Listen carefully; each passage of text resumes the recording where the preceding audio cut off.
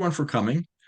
We are SCORE, and we will be presenting today a webinar on focused networking for business success. I am Tony Massaroli. I am the chapter chair for the Southeast New Jersey chapter of SCORE. We have our panelists, Dennis Danilowitz, who is the co-chair of Southeast New Jersey, and our presenter today is Gwen Packard. The topic for today is focused networking for business success.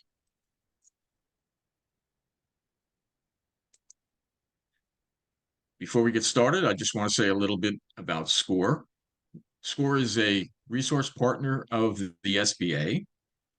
We are a registered 501c3 nonprofit corporation, and we help small businesses succeed. And the services that we provide free business advice and mentoring. We offer low-cost or no-cost business training. And we have a wealth of information on our website, which is score.org. You can request a mentor, a free mentor, at score.org/find mentor. Just a little bit of bookkeeping housekeeping, sorry, before we get started. We are going to use the chat function for questions, and we'll have a time for Q&A at the end. We ask you to hold your questions until the end, and then we'll have time to pretty much answer everything that you want to ask. Okay. About our presenter today, Gwen Packard is the managing director for Alera Group Insurance. She has 30 plus years advising high net worth clients, and she uses referral marketing as her primary business development strategy, and always has. She has 10 years experience as a director with Business Networking International, and in that role, she taught members the principles of referral marketing. And Gwen continues to speak and coach on purposeful networking. So I'm going to turn it over to Gwen and let her get started. Thank you, Gwen. Thanks, Tony. Could you go to the next slide? Yes. Thanks. Perfect. So just the fact that we had such a great turnout for this presentation says a lot about our need for connection and for developing business. And while we know we need to network, sometimes it can be unfruitful or awkward. And so today we're going to talk about some ideas, 10 ideas specifically to help with that.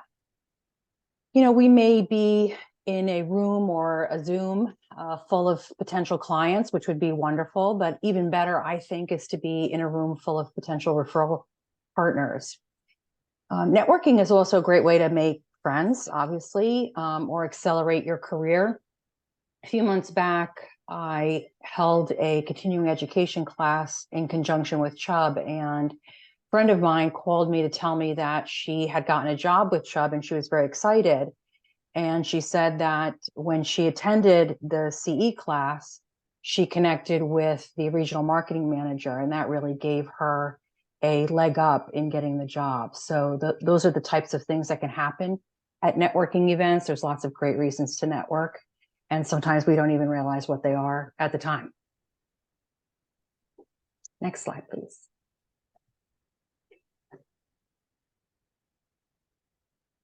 So network enables us to be a connector and a difference maker. I like to say a go-to, the go-to person. For example, I have a client for many years now, and when they moved to New Jersey and became my client, I let them know, hey, you know, I'm a Jersey girl. I've always lived here. And if you need help with anything, I'm your person. I know who to go to. And for 20 years, they have been calling me for everything from nannies and plumbers to an equine attorney. but I really want them to do that. That's a really great place to be with your clients and your customers. And that's how networking can benefit us. It can also benefit us personally. Years ago, in my BNI group, in my Business Networking International group, I had a one-to-one meeting with a guy who leased office equipment. I probably was thinking that I had nothing in common with him at all. But I happened to be going through a really bad time with my son's daycare, and we were talking about it, and he recommended his kids' daycare to me and how they were thriving. And he really solved a problem for me that was important at that time. So you never know what could come out of those discussions. So we know why we should be networking, but we're going to talk about 10 do's of focused networking. Can you go to the next slide to me? Number one is to be selective. So a little bit about my journey of networking. About 20 years ago, I was really ramping up my business, and I joined every networking group. I went to everything and anything that I was invited to. I had stacks and stacks of business cards. So much so that when I was expecting my son in 2006, my friends wanted to throw me a surprise baby shower. And to get me there, they told me it was a networking event. So that's how pathetic it was. Things changed. When I had my son, I obviously had less time and less energy. The recession hit in 2008. And I realized that I had to be selective when it came to networking. I had to hone a strategy and decide what was the best use of my time and my energy. And time in networking should be an investment. It shouldn't be a cost. It shouldn't be a waste. It's an investment in yourself. It's an investment in your business. Especially now, too, with so many virtual meetings, we can really spread ourselves very thin. So what are the options? There are several. And keep in mind that what works for some people might not work for other people. Can you go to the next slide?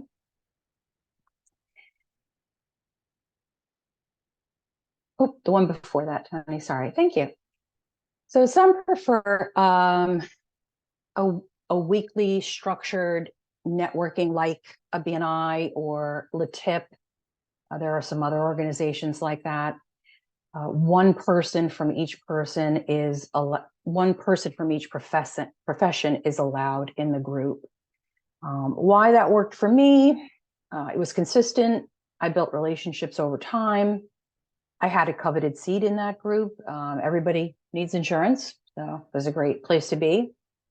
The more time I spent there, the greater my return on my investment. I built my credibility over time. So it was something that worked for me. I really enjoyed BNI.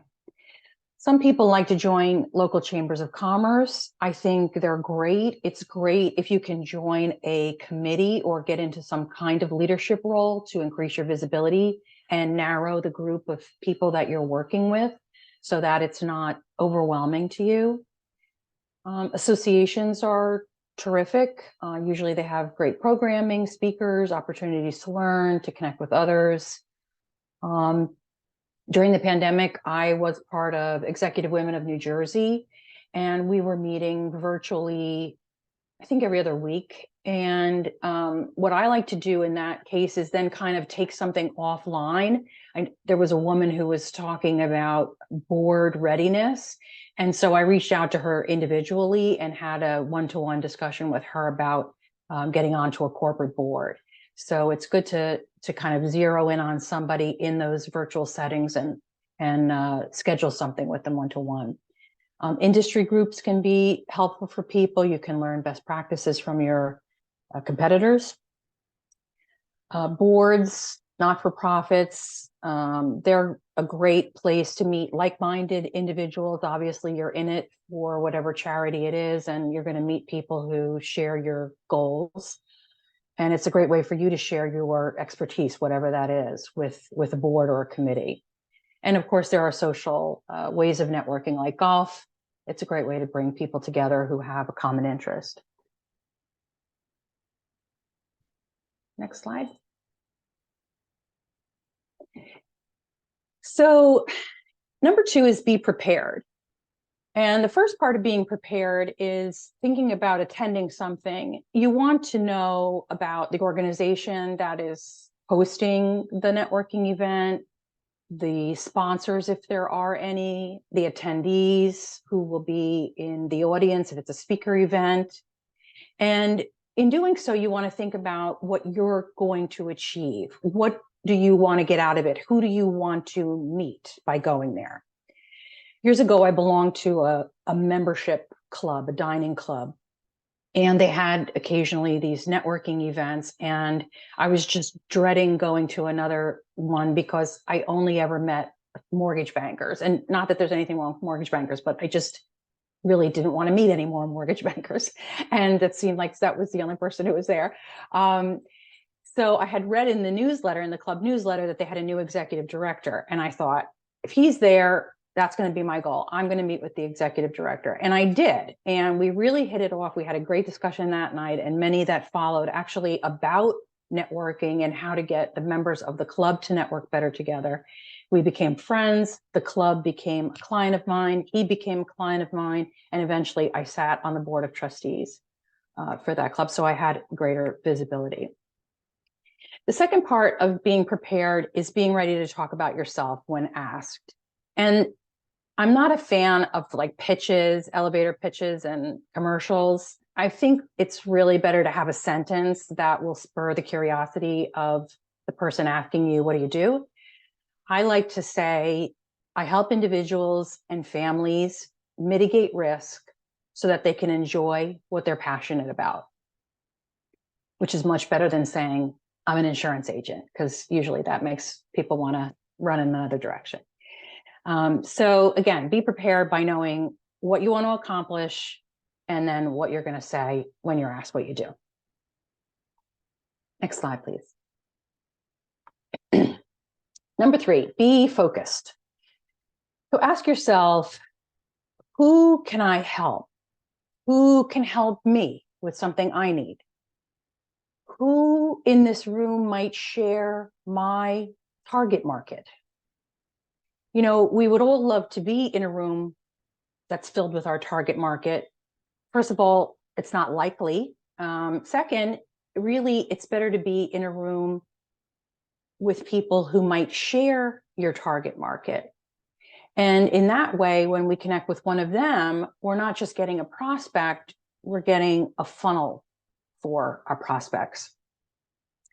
So to that end, I like to ask people this question. Go to the next slide.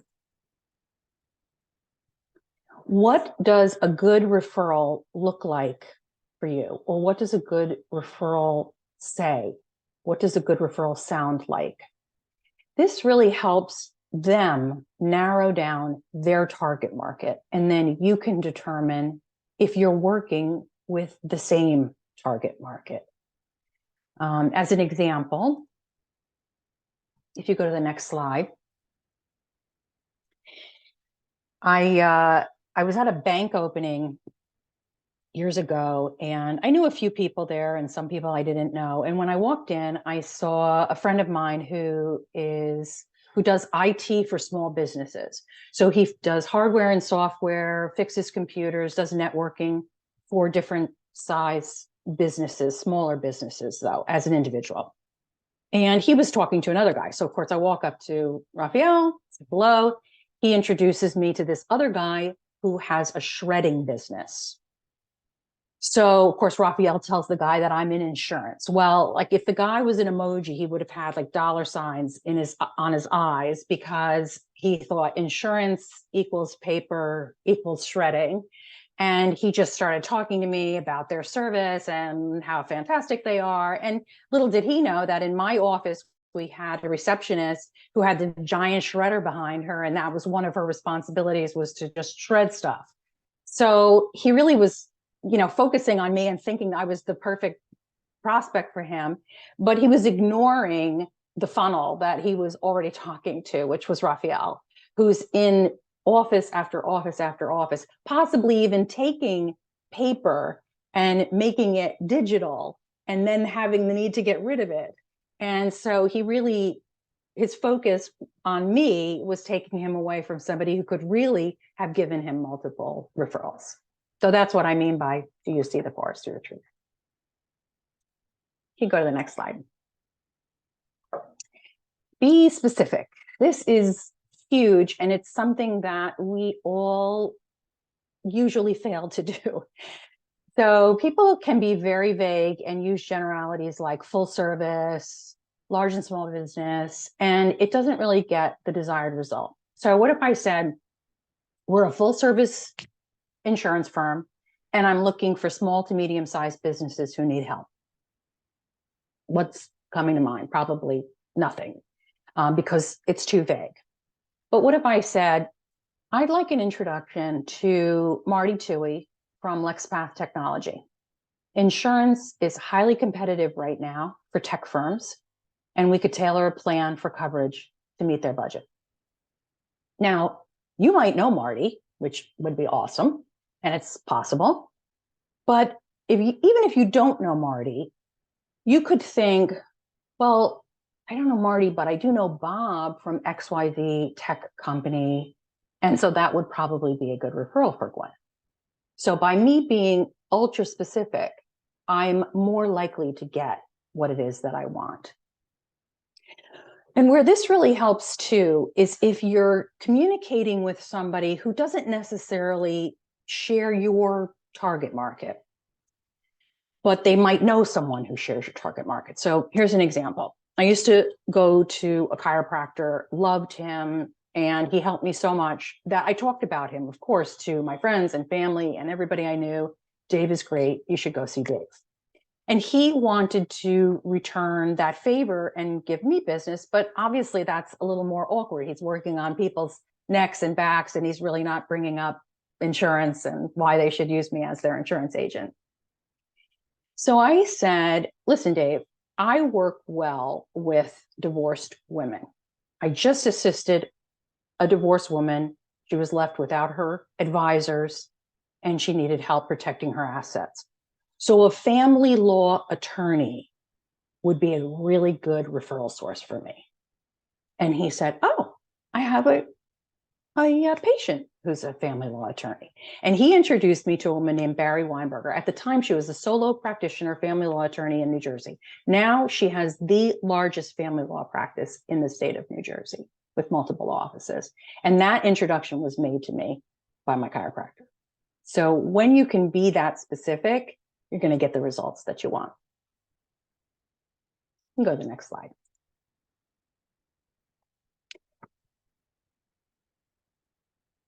Okay.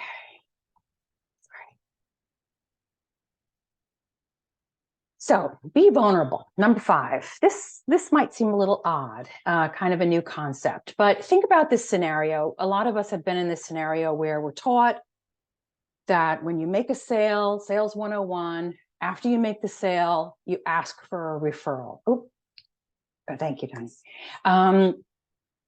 But that's hard for a lot of us to do that, right? You say, oh, client, now that I've helped you with this service, do you have any friends and family that could use my services? And it's uncomfortable. A lot of us really, really struggle with saying that. One of the reasons is because it's a shift in the mind. So you're coming from this place of confidence. You've solved a problem for them. You found the pain. You uncovered it. You found a solution for them. And then you're switching gears and you're asking for help. You're saying, oh, by the way, I need more business. Can you help me? And networking is really similar. We aren't selling anything. We aren't going into a room selling. We're asking for help to find our target market, to find referral sources. So we're admitting we need to grow our business and we can't do it alone. But the more vulnerable and honest and authentic we can be about that, the better we'll do. And the reason is because people want to help. They really do. If you tell people, I'm growing my business and I need your help, they'll help you. they really want to. So it's so important to, when you're networking, come from that place of vulnerability. Next slide. Now we can be curious. So I say curious as opposed to listen, because I think curiosity is more than listening, right? It's asking questions. It's really being interested in other people, appreciating what they bring to the table, being engaged. So personally, when I'm talking with people, I like to take notes. I don't think there's anything wrong with taking notes. And you might want to ask a person if you're meeting with them, especially one-to-one, if it's okay if you take notes, just so they're not uncomfortable. Sometimes if I meet somebody and I'm making a note, I might say, hey, I'm just going to type something into my phone to remind me of our conversation, or I'm just going to jot something down on the back of your business card to remind me to send that article to you. So people actually are flattered, when you take notes when they're talking. They appreciate that, as opposed to looking at your phone or texting somebody or being distracted. I think there's a couple questions if you hit the next hit next, Tony, on this slide. Yeah, perfect, thanks. So here's some things that I like to ask that really help me to determine who I'm talking to and how I can help them. How did you get started doing what you're doing?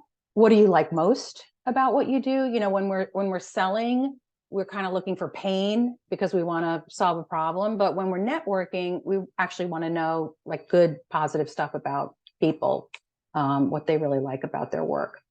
What does a prospect or referral look like, sound like, as we said before? And where do you get most of your business? Where do you get most of your referrals? That's a really great way to understand if you could possibly be the source for somebody's business. When I worked at AIG Private Client Group, we were approached by a wine consultant, wine appraiser.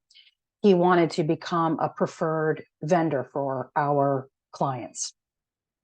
We had a really nice lunch with him in the city, and I was sitting next to him and I said, Neil, you can't possibly get all of your business from an insurance company or even an insurance agent. Where in such a niche business, where do you get your referrals from? And he said, I actually get a lot of business from family law attorneys and from estate attorneys, because we are brought in to evaluate a collection that might be going into an estate or into a divorce situation.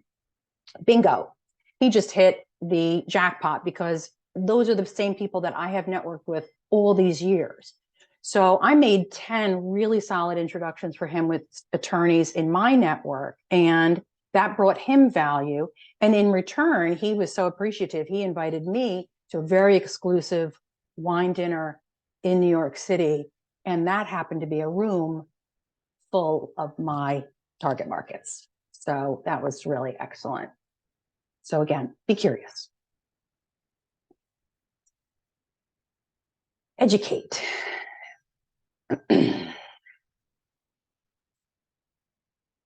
Number 7. This was really an aha moment for me. I was several years into my business networking group. And so I was known, I was liked, I was trusted. People were inviting me to Thanksgiving, but I wasn't really getting the amount of business that I thought I should be getting at that point. And I thought, it's because they don't know how to refer me. They can't, nor should they ever have to, understand all that I do. They just really need to know what to look for and then what to say. So there was a financial advisor in my BNI group at the time, and he helped me out with this. He was going to go see a client, and he said, Gwen, I'm going to see this guy. He's in the city. He's got a house in the Hamptons, condo in New York. He's on his second marriage. He said, listen, give me 2 lines to say to this guy to get you a referral. that was a fantastic exercise for me. I learned that it's all that someone needs to refer you. They don't need to get into the weeds of what you do. They really probably don't care about the weeds of what you do. They just need to recognize the opportunity and say the 2 sentences. Now, those lines might be different for each person that we're networking with, but really give it some thought and provide them with the language to bring you a referral.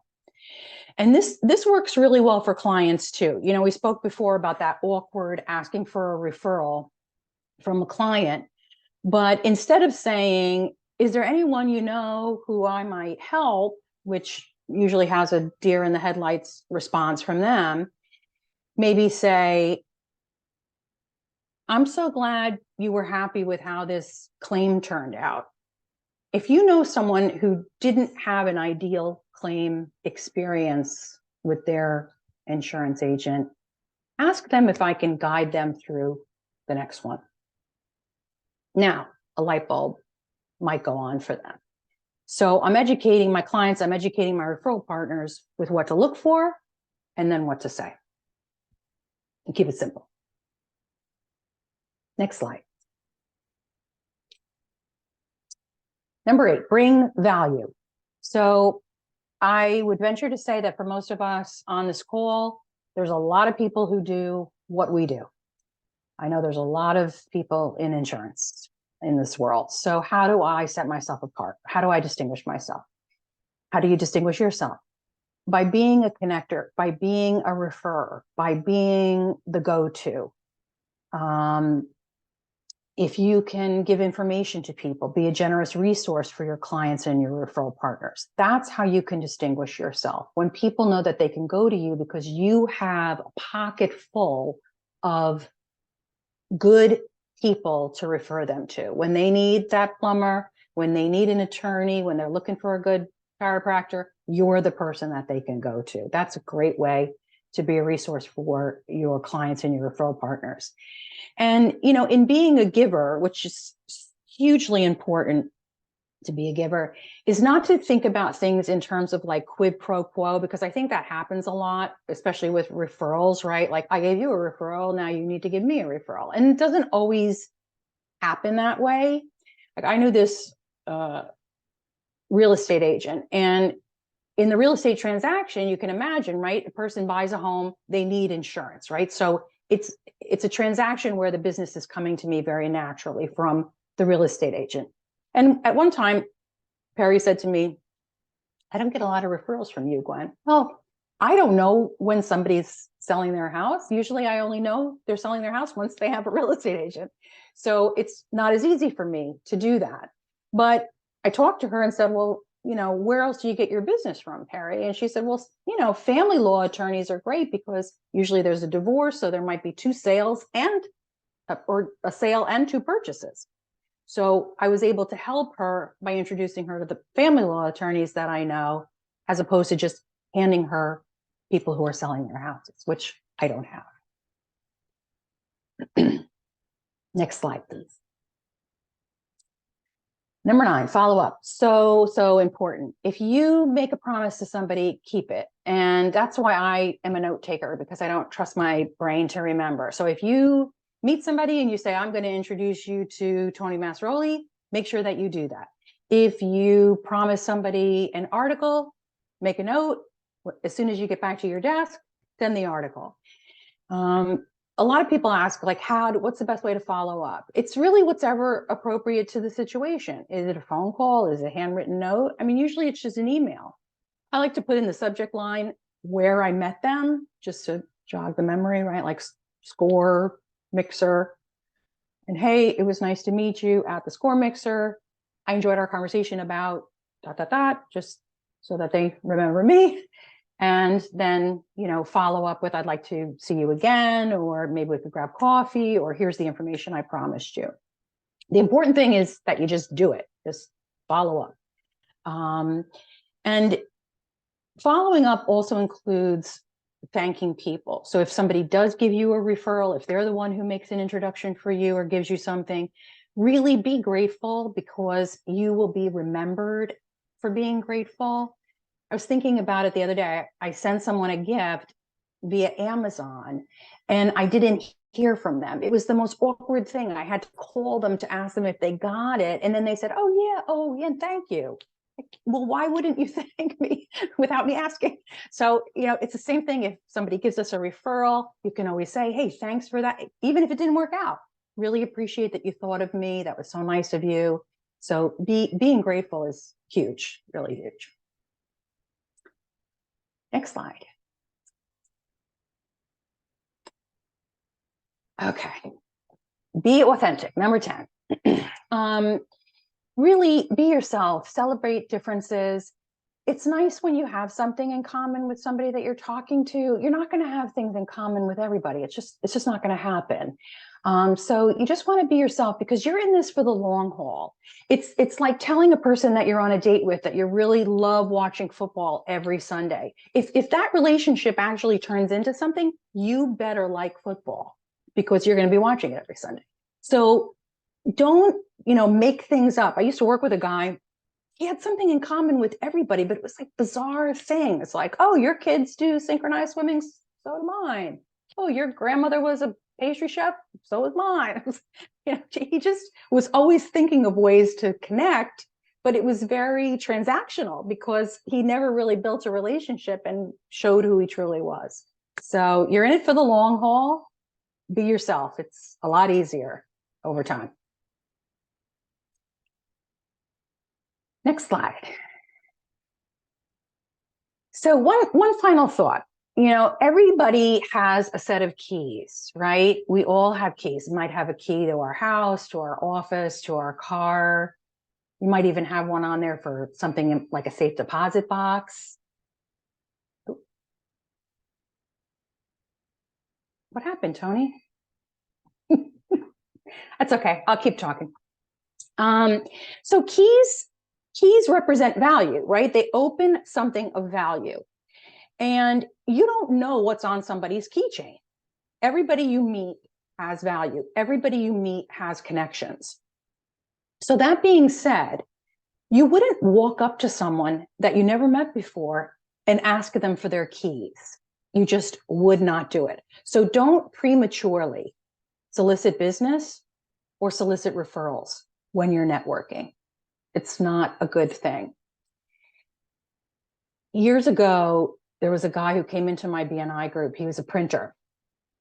And he connected with me right away on LinkedIn, which is another way of following up with people is to connect with them on LinkedIn after you meet them. So he was connected with me on LinkedIn and we were having a one-to-one meeting. First time I met with him one-to-one.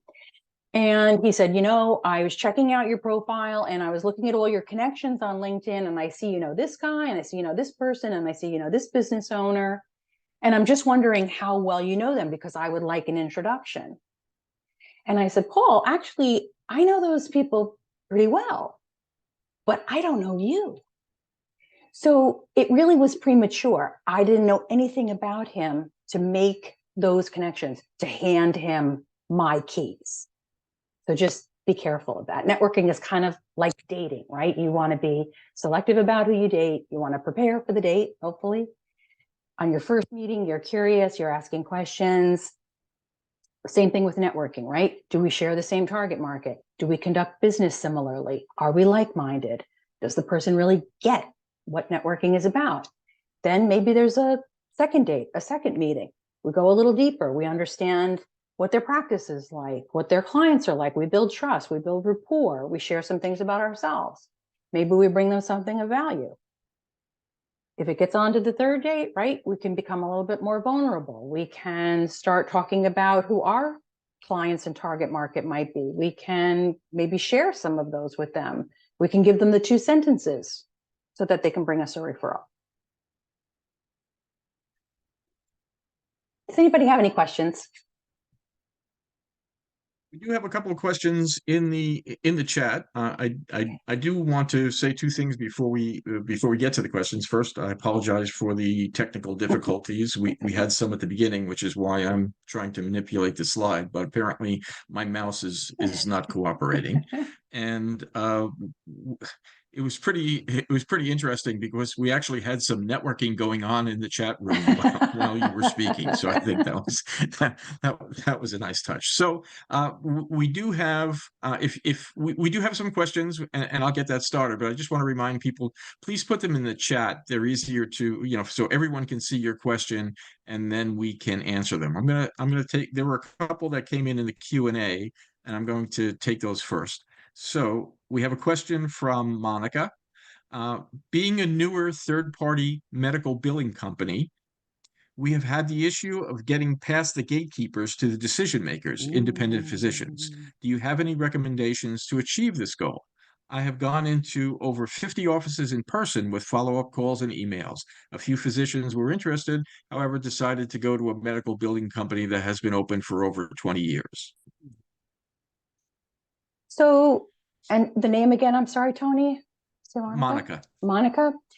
So, Monica, this is where referral marketing can really help you a lot, and networking can help you, because it's about thinking to yourself, okay, I'm not the only person who needs to get to that doctor and pass the gatekeeper.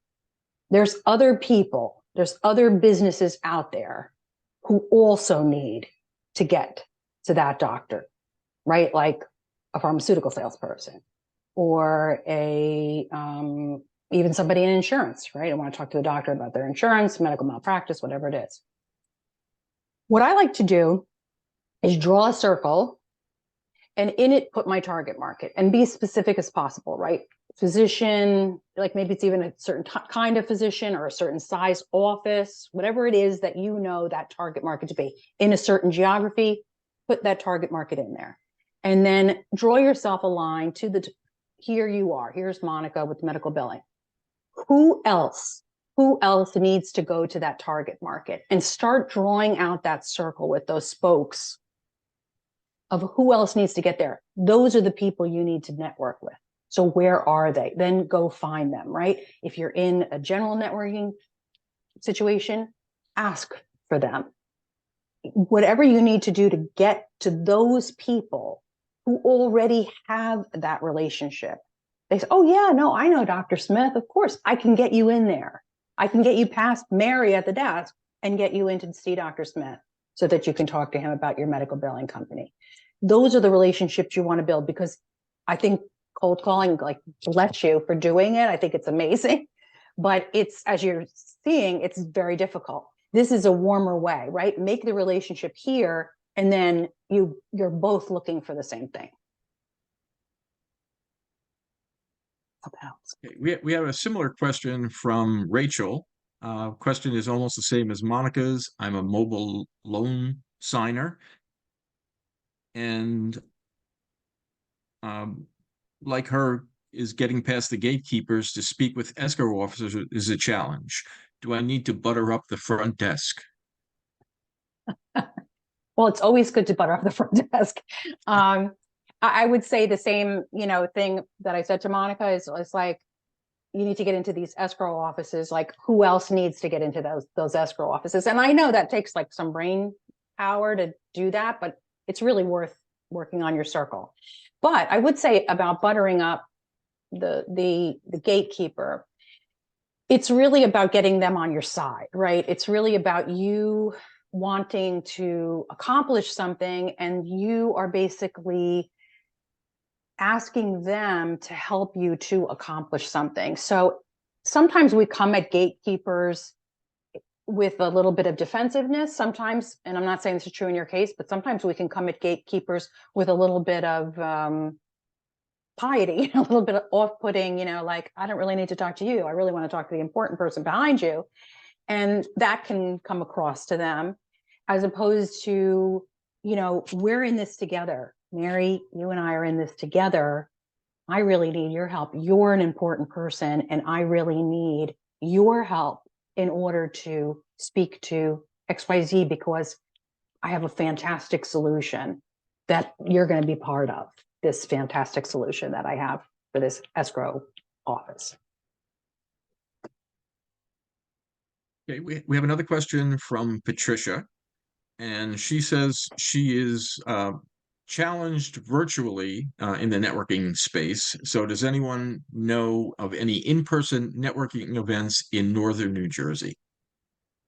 Yeah, there's like a million. um, again, it goes back to kind of what you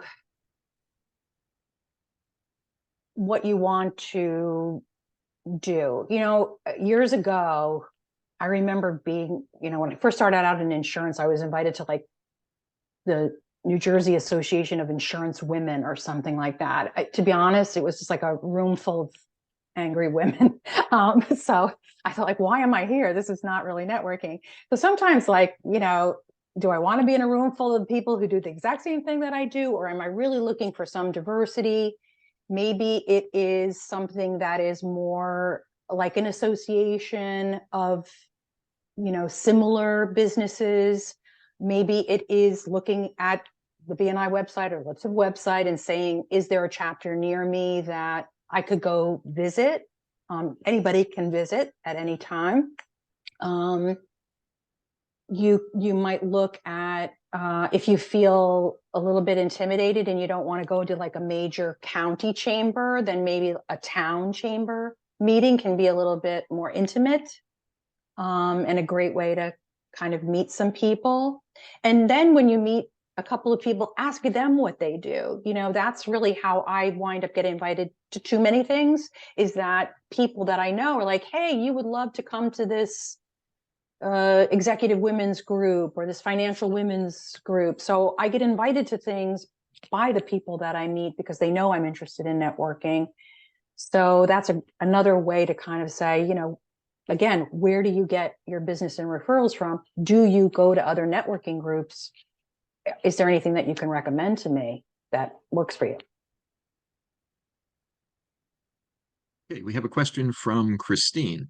I sell gorgeous things online. Should I send gifts of my products to people who I think may be a fashion influencers and hope they wear or like my items? Yes, I'll send you my address. I I I think that's wonderful. It really is, and I think that, obviously you have to be a little bit discreet because you don't want to again look like you're soliciting business, especially after maybe you first meet somebody. That's a nice thing to ask somebody if you've met them and you kind of feel like this would be a good person who could wear the earrings that I make because she's on the internet all the time. Like, just say, would it be okay with you if I just sent you a couple of things I think that you might like, just as a thank you for inviting me to this, or a thank you for your time, or whatever. I think it's a lovely gesture and a nice Okay. way to follow Uh, up.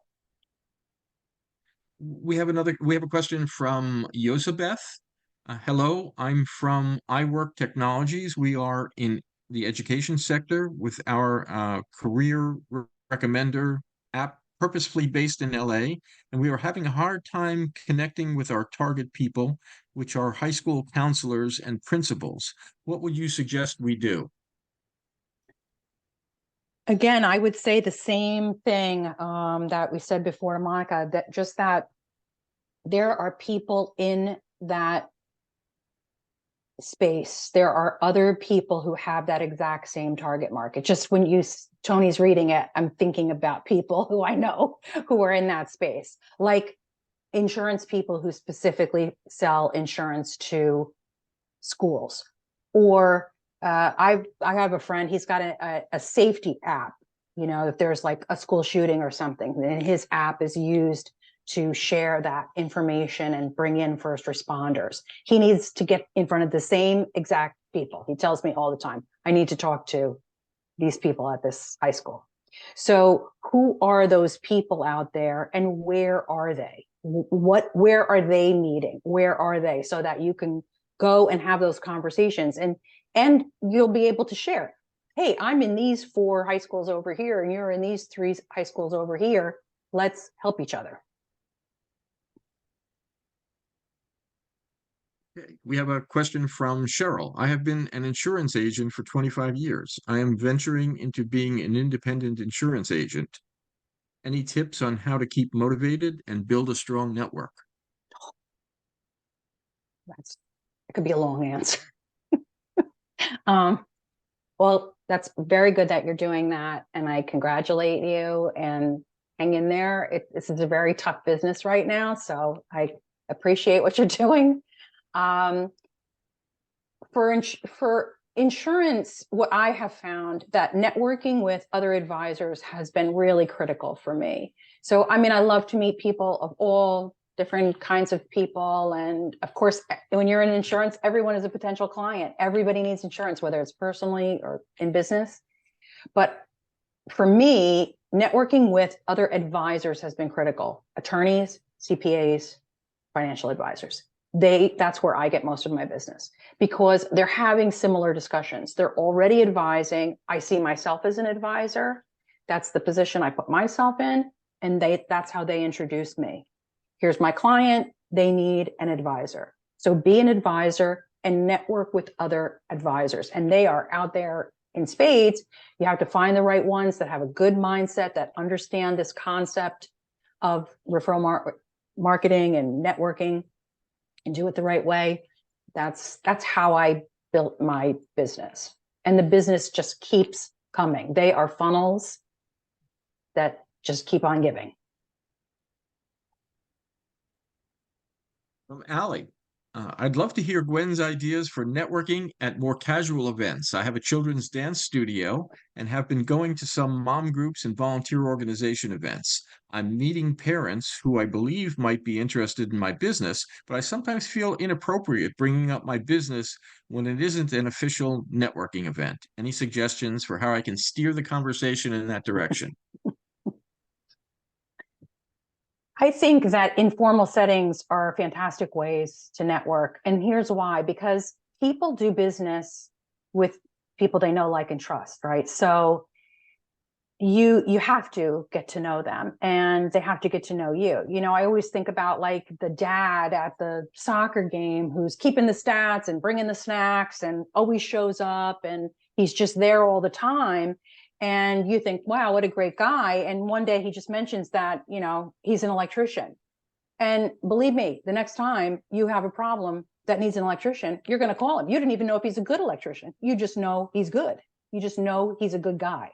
So they're getting to know you personally. I don't think there's anything wrong with talking about what you do. And it's a great opportunity to be vulnerable and saying, I'm growing my business. Here's some of the things that I'm doing. Do you guys have any recommendations for how I could get more business, grow my business more? Look to them for advice. People love that. They want to give you advice. They want to help you. So just ask for their help. Just say, I'm ramping up. I'm really trying to do this, scaling up. What do you guys recommend? That's a great way to bring it up and ask for their advice. We have lots of questions, and we'll try to get to all of them, hopefully. But we have one from Rachel here. It says, when you're new to a field and potential partners ask for a resume, is it okay to base your resume on your past? And when speaking to potential clients, do you talk about your new endeavor as well as your past expertise? Well, personally, I would do both. I think that any past experience, even if you're moving into a new role, a lot of skills are transferable. And I think that it's fine to talk about what you've done in the past, what you enjoy about what you've done in the past. I like to keep it positive. And then, how I might be pivoting. Here's how I'm pivoting in my business, or here's some of the new things that I'm doing in my business. But of course, I have these, skills or things that I did before. It's really helping me with what I'm doing now, maybe making that transition of like, here's what I did and I loved, and I brought that to my new venture. Okay. We have a question from Deborah, and this is for the group. Along the line of networking, does anyone's business focus on online course creation? She is at it looks like a printer organization, and she'd love to chat with anyone who is in that line of work. She's struggling to find steps to begin that business. So if anyone has responses for Deborah, put them in the chat, and then you guys can hopefully exchange information and contact each other after the presentation. So let me see. We have another question from Lisa. She's not an executive. She's a coach and professional trainer, but her target market is executive women. She's having a hard time figuring out how to network, especially in person, with these women. If I find an association in my area of executive women, I feel like it's not appropriate for me to go or to join their group because they'll see me as not one of them, or know I'm there looking for business. Is that a limiting belief and idea? Yes, it is. I it's the only way to meet executive women is to be in the group with them. And I think that executive women understand that there are going to be other people who are involved, like EWNJ, right? Executive Women of New Jersey. You have both sets of people in that group. You have people who serve that community, and then you have women who are executives. And I think that the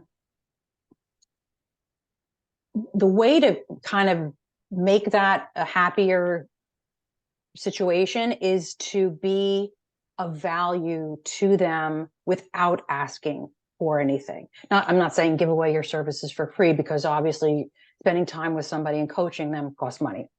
But there are probably things that you can do and share with the group, or a segment of the group, or an individual in the group, that will show them your value and show them that you're there to give and to help. And again, how can you help them in other ways? Is there an introduction you can make for them? Is there somebody else in your network that you can bring into that group? So just, I would say, show your value first. But there's nothing creepy about what you're doing by joining a group like that and letting them know about your service. Okay. A question from Amanda. I opened my consulting business in August of 2023. Some of my services include 1099 processing, bookkeeping, notarization, training. I was planning to go around to some local real estate agencies and law firms to point out my notarization services as a foot in the door. I have sent out multiple cold call emails since November with no bites.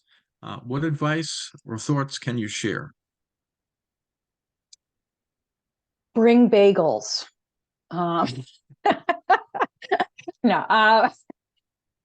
realtors, they love the bagels. Yeah, there has to be kind of this is what I find with real estate agents. There's a lot of like, what's in it for me? I call it the WIFM, what's in it for me? Like, even with that real estate agent I was talking about, who was like, come on, Gwen, I give you business. Why don't you give me business? She's always like, kind of, what's in it for me? So I try to think about what is in it for them. What are you bringing to the table? How are you going to make their life easier? What is it that you're providing that's just going to make things so much easier for them?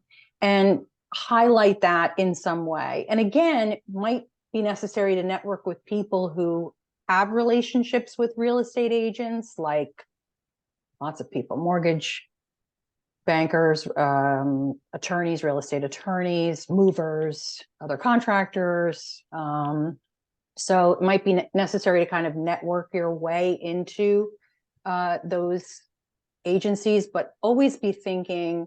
One thing I said to this real estate agent is, hey, listen, for real estate agents, the toughest thing is that they have to stay in front of people, right? I'm selling you a house and I'm not seeing you again. That's it. One and done. So what do? They send you calendars. They send you cookies every year. Mine sends me a ton of stuff, like all the time, to stay in front of me for when I sell the next time. What I told this real estate agent who asked me about business was, my job is constant contact. Insurance, constant contact. I'm always talking to my clients. I'm always working with them, at least annually, probably more. So what I can do for you is I can always bring up your name. Oh, yeah, remember Perry's the one who introduced us. I just saw her the other day. Her son got married. So I can keep bringing her up. I can be the constant contact. That's what I pose to her as, here's the benefit that I bring. Sometimes it's not the way that they're thinking.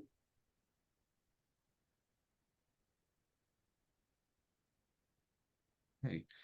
We have question from, well, follow-up question from Patricia, and it was about the networking events. She doesn't know where they are. And obviously Google is one place to start. Another place to start might be your local chambers of commerce. And Gwen, you want to take it from there. How do you find events? I think it's really you can network your way into learning about other events. But Gwen, you're the expert. Well, I think that structured networking groups like BNI are a good place to start, even if you don't join. They're a great place to meet people who are specifically interested in networking. Like that's why they're there. They pay money to be in a group to network. So I think they're going to BNI.com, going to latip.com is a good way to find a networking. There's chapters all over the world. So there's probably one near you.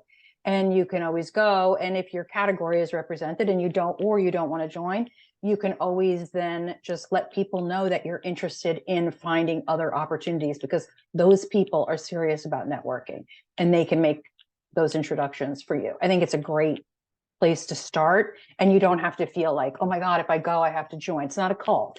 It's just a networking group. But you already know the people have the right mindset. That's why they're there. That's where I would start. Great. Okay, so we have a question from Rochelle. Any advice for using LinkedIn to start networking? I want to invite people in my target market to virtual coffee chats. I feel awkward starting conversation because I hate when people connect, then ask to meet to discuss their products. Any advice on language for the first message? Well, just a second. I'm going to give SCORE a shameless plug here.